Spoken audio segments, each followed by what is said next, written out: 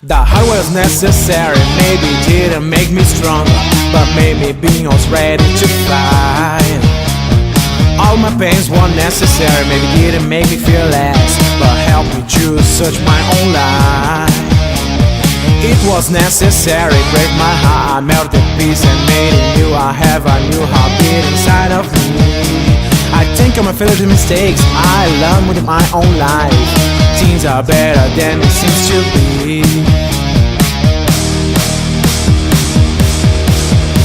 I think I'm find my way now that I see I was the right way. It's my way of live my life. Don't matter what people think or say. This is the right way that the things have to be. It's my life and nobody can live it for me.